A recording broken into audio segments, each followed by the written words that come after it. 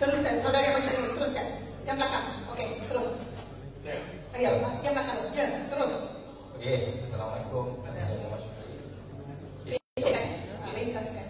Kalau saya tengok kalau tuntun Tuan Maidon letak jawatan sebagai menteri, Tuan boleh tidur dengan Lena.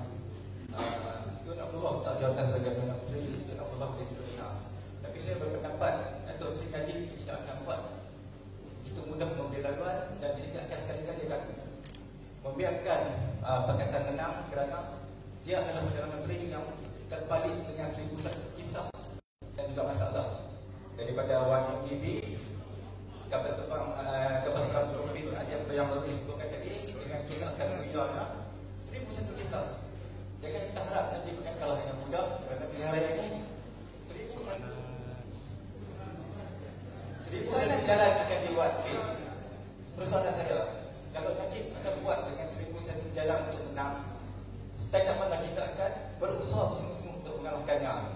Kerana seperti yang YB Arif Kasam kanan Najib sebut Datuk Seri Najib dia ada senjata akhirnya ketuhanan Islam. Sebab kita tengok kisah Tanzania, kenapa tidak ada seorang pun daripada berangkang mempergunakan isu Tanzania ni? Kerana Tanzania dibunuh pada 10 akhir Ramadan. Jadi ada siapa pun cakap apa ni? Boleh semak balik rekod mahkamah. YB Mahfuz berjumpa dengan Ketua Sirul dan juga Azhar.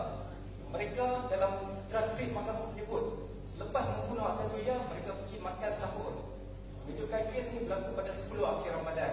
Cek balik dari dalam Google.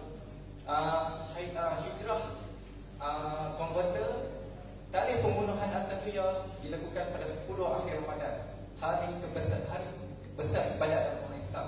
Tetapi tiada sesiapa pun dalam mahkamah memainkan isu ini. Okey. Saya juga.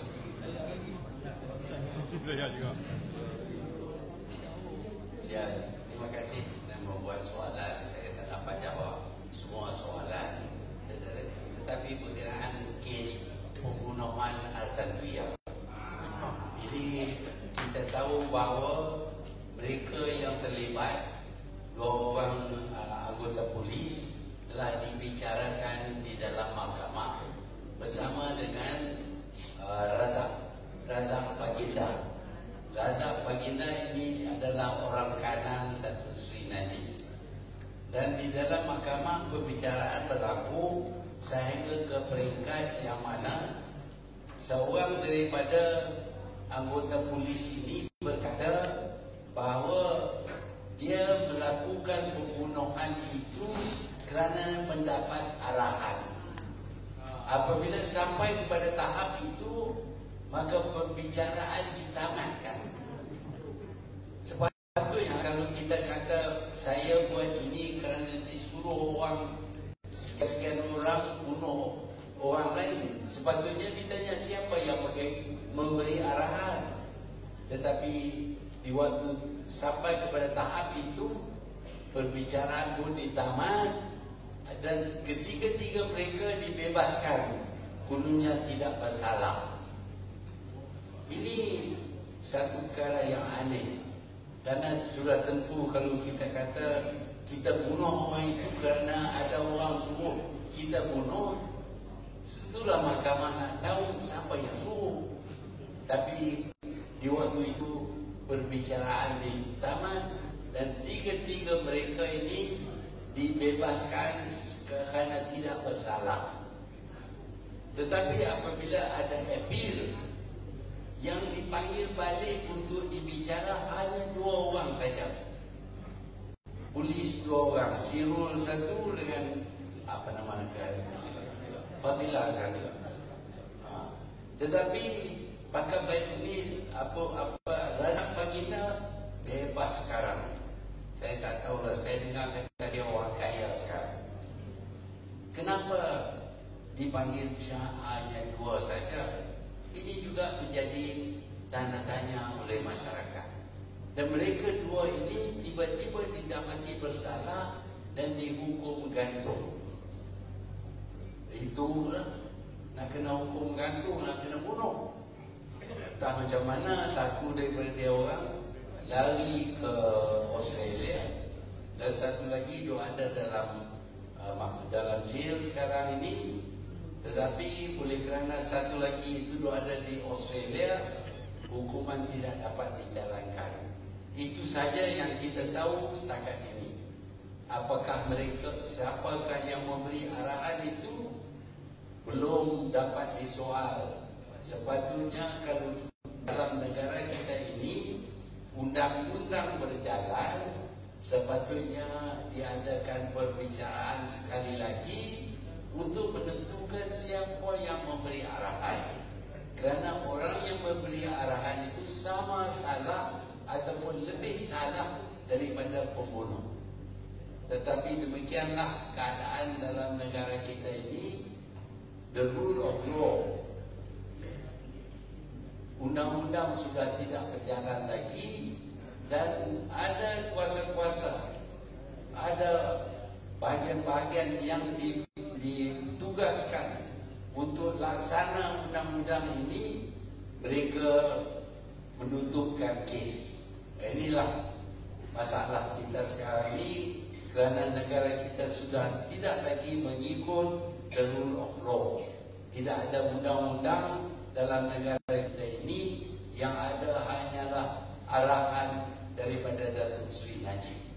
Sebab itu kita tak dapat nak buktikan. Kalau tak ada bukti, kita tak boleh buat tuduhan.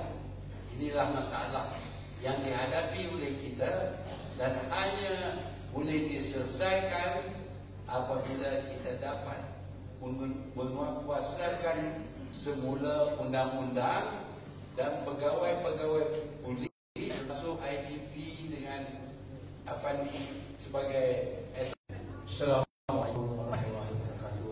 Saya jadi saya nak tanya sikit. Yang pertama, UMNO ini adalah hak Najib. Sebab United Muhammad Najib Organisation. Itu dia. Yang kedua, satu MDB ini dimaksudkan satu Melayu untuk balas, satu Malaysia untuk bayar.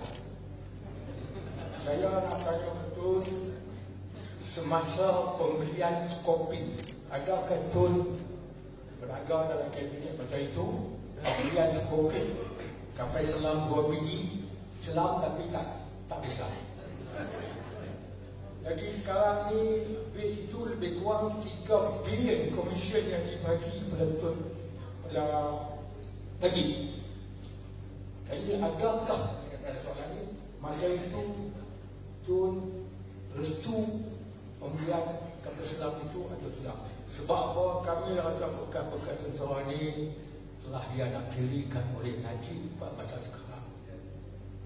Tidak satu pun pemimpin tentera yang ada hari ini bangkit penjualan 8 terbang Sungai Besi. Di mana Tunku turun di situ hari kemerdekaan.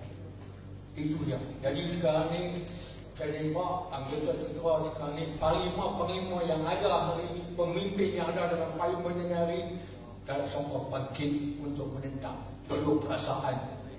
Ini yang mana jiwa-jiwa kita, tentera yang malang. Jadi saya nak tanya betul itu. Adakah Skopin dibeli semasa zaman Tun ataupun Tun Resu? Terima kasih.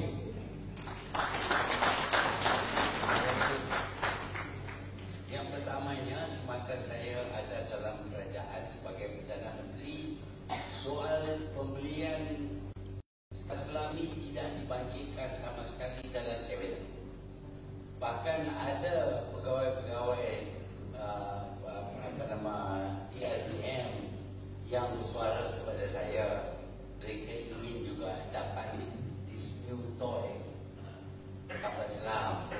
Saya kata nak beli kapal selam orang dengan siapa? Lagipun kapal selam, kalau di Selam, dia terlekat di Straits of Malacca apa saja, cakap. Jadi kita tak payahlah beli. Bila saya berhenti, tiba-tiba saya dengar kata nak beli kapal selam. Saya tak tahu apa pun pasal ini. Yang buat keputusan ini Datuk Seri Najib sebagai Menteri Pertahanan. Sebaliknya, kalau dia nak beli alatan yang begitu mahal, dia perlu mengadakan satu kertas untuk dikemukakan kepada Kementerian Keuangan dan dihadapkan kepada Kabinet. Setakat yang saya tahu, di waktu saya tak ada apa-apa paper berkenaan dengan pembelian kapal selam. Pembelian kapal selam ini amat menarik kalau nak curi duit. Pasal harga dia mahal. Lepas itu adalah kira-kira cara yang nak curi duit kerajaan yang mudah ialah bila nak beli ataupun nak bagi baik apa-apa, kita namakan, kita sebut harga yang lebih tinggi daripada harga sebenar. Dengan itu yang lebih itu kita boleh share lah, kita boleh saut.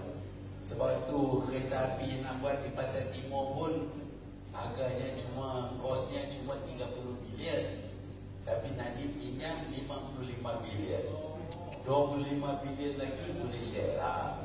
Seorang pada inilah cara Najib. Sebab itu saya bagi pengakuan di sini berkenaan dengan pembelian kapal selam, dia tidak diputuskan oleh saya dalam Kabinet. Sama ada dia diputuskan selepas saya dah letak jawatan, saya tak tahu. Tapi kemungkinan besar ialah keputusan ini dibuat oleh Datuk Seri Najib dengan niat bukan nak beli kapal selam, dengan niat nak mencuri. Terima kasih.